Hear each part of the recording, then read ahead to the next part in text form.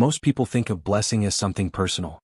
We think in terms of our health, our family, our finances, our peace of mind. When we ask God to bless us, we usually mean, Lord, make my life a little easier, a little safer, a little more comfortable.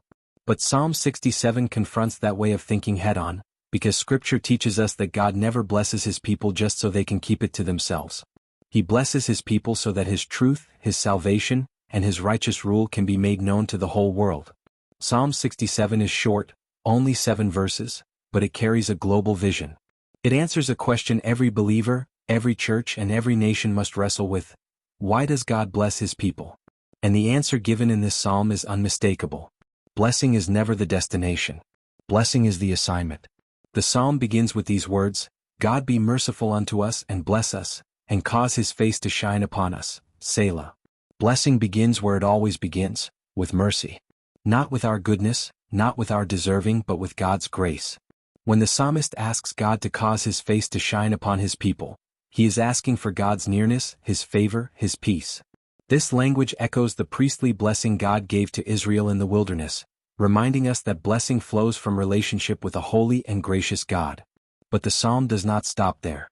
It immediately tells us why that blessing is given, that Thy way may be known upon earth, Thy saving health among all nations. God's blessing is not meant to end with us. It is meant to move through us. God blesses His people so His ways can be seen, understood, and known by others.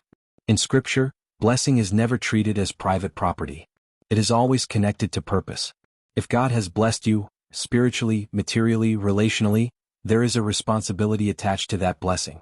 The psalmist then turns our attention outward, beyond ourselves, beyond one people or one land, and declares, Let the people praise Thee, O God, let all the people praise Thee.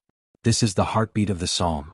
God's desire is not worship from one nation alone, but praise rising from every people group on the earth. God's vision has always been global, and His truth has always been meant for the nations. Then comes a line that challenges modern thinking. Oh, let the nations be glad and sing for joy, for Thou shalt judge the people righteously, and govern the nations upon earth. According to Scripture, God's righteous judgment is not something to fear or resent. It is a reason for joy. Why?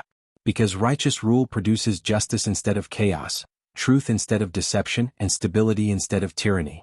Nations do not flourish because they escape God's authority. They flourish when they live under it. The Bible teaches that joy increases when God's rule is acknowledged, not when it is rejected. The psalm continues, repeating again, Let the people praise Thee, O God, let all the people praise Thee. This repetition drives home the point. The goal of blessing is worship. The goal of favor is glory, not our glory but God's. Then we are shown the result of living according to God's ways. Then shall the earth yield her increase, and God, even our own God, shall bless us. Scripture reveals a clear pattern. When God's order is honored, fruit follows. Increase is not random. It is not self-generated. It is given by God. Prosperity, in the biblical sense, flows from alignment with God's moral order. That does not mean life is easy or without struggle, but it does mean life becomes fruitful, meaningful, and rightly ordered. The Bible does not teach independence from God. It teaches dependence that leads to fruitfulness. Finally, the psalm closes with this declaration, God shall bless us, and all the ends of the earth shall fear Him. The ultimate outcome of blessing is not pride, comfort, or self-satisfaction. It is reverence. The fear of the Lord in Scripture is not terror. It is awe, humility, and recognition of rightful authority. It is the foundation of wisdom, justice, and freedom rightly understood. When people fear God, power is restrained, truth is honored, and liberty is preserved. This psalm speaks directly to us today. Personally, it forces us to ask whether we see God's blessings as something to consume or something to steward.